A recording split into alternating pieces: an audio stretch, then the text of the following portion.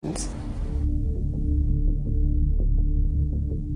the late 1980s, Washington's policy changed.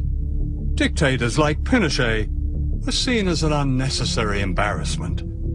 A new and innovative way of controlling nations was launched.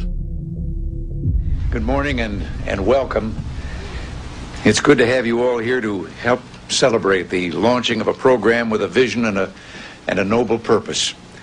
The National Endowment for Democracy is, just as we've been told, more than bipartisan. The establishment of the National Endowment goes right to the heart of America's faith in democratic ideals and institutions. It offers hope to people everywhere. Like any new brand, it had a snappy name: Democracy. It was largely fake, an illusion of marketing and spin. This brand of democracy meant that whoever you voted for, the policies would be broadly the same, and your country's economy would be in step with the United States. Washington would be your closest friend, or else. In the 1990s, these democracies in name replaced dictatorships in Latin America, with Chile providing the model.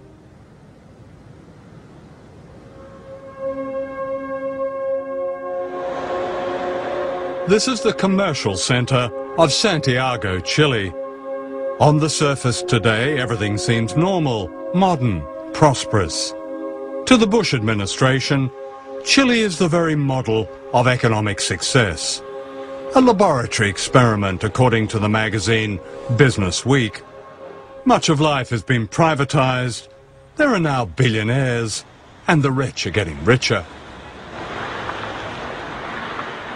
Pinochet fixed the country. Who says? The United States says. No.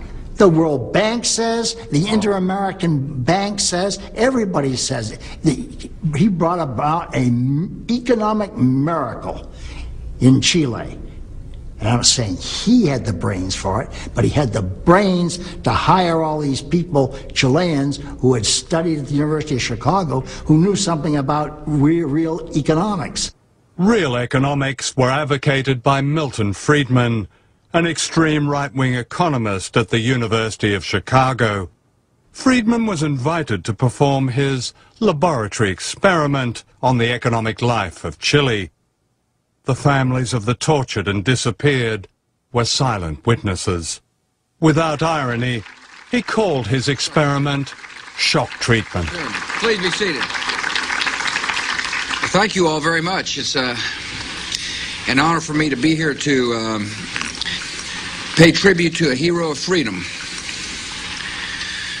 Milton Friedman. He has used a brilliant mind to advance a moral vision. We have seen Milton Friedman's ideas at work in Chile, where a group of economists called the Chicago Boys brought inflation under control and laid the groundwork for economic success.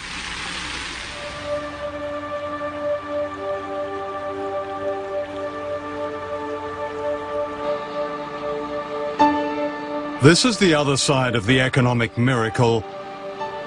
Chile today is a deeply unequal society.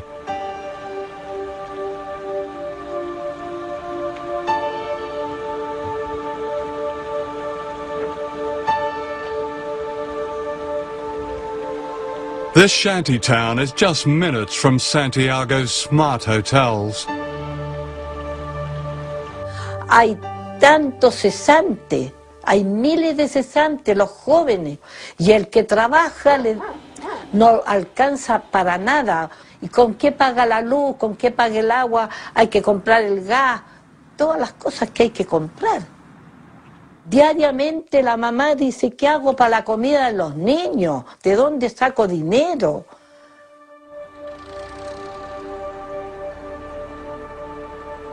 We found this couple living and freezing in the shantytown. They're homeless and have a week-old baby. Si usted puede describir un poco cómo es vivir en estas condiciones. Para empezar, el frío en la noche. Difícil. El frío en la noche es súper difícil. Por mi guagua tuvimos que prender la cocina. ¿Cuánta gente en Chile vive de esta manera?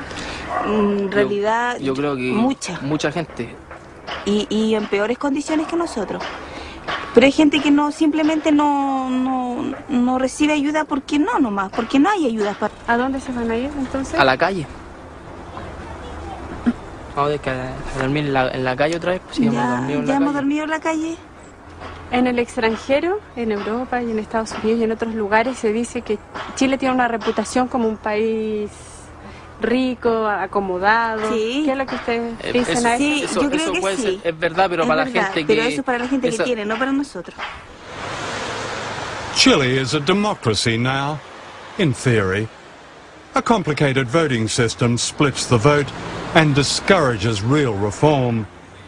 It's a product of General Pinochet, based on a constitution that's also a product of Pinochet. The general may be dead, but the power of the military remains. It's all very modern, the media is safe, and many believe it's wise to be silent, like the graves of their forgotten compatriots. It's Washington's ideal democracy. La dictadura tuvo un gran éxito en Chile desde el punto de vista de que estableció un modelo político, económico y social que todavía permanece hasta el día de hoy, porque en esencia no se ha cambiado la constitución que impuso la dictadura en 1980. No, nosotros no perseguimos democracia porque esa palabra está tan manoseada que no se entiende. Aquí hay una persecución contra los pobres, y no es en Chile, en toda América Latina está pasando eso. Yo creo que la gente que estudia sabe que ese punto de seguir así va a reventar en alguna cosa eso. Yo pienso que el pueblo va a despertar y va a decir, basta, ¿hasta cuándo?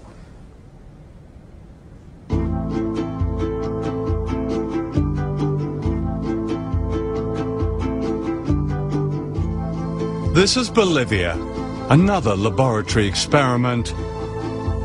The majority of the population of this spectacular, brutalized country, high in the Andes, have also been invisible until recently.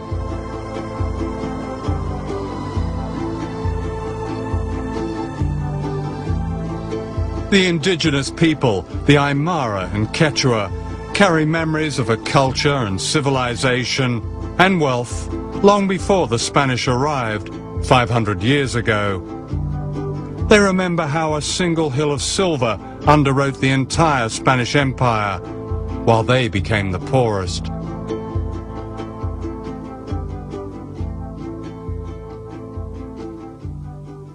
This is the National Congress of Bolivia. Until recently, the faces here were almost all white, the descendants of a tiny Spanish elite which plundered the nation's riches and reduced the indigenous majority to serfdom. It was a pattern of control repeated all over Latin America. The pattern has been broken in Bolivia with the rise of social justice movements of a kind never seen before, and whose democratic home is not Westminster or Washington or any other so-called model, but in the streets, the mines, the barrios, the fields. Governments that defy this popular power, this true democracy, do so at their own peril.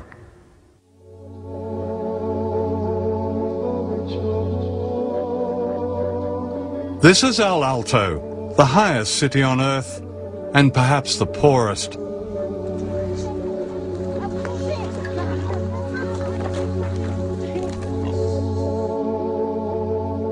The occupants of this cemetery on the roof of the world are mainly children. Protected, they say, by the sacred mountain Illimani, El Alto overlooks Bolivia's capital, La Paz.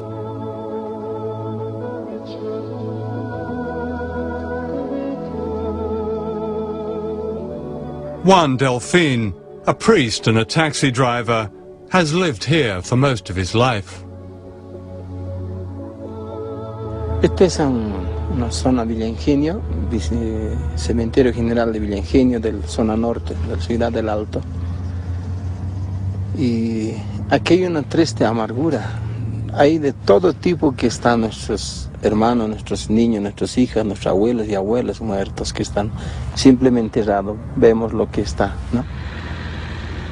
Hay incluso una familia, se envenenó toda la familia por falta de trabajo, por falta de economía. Primero el esposo, si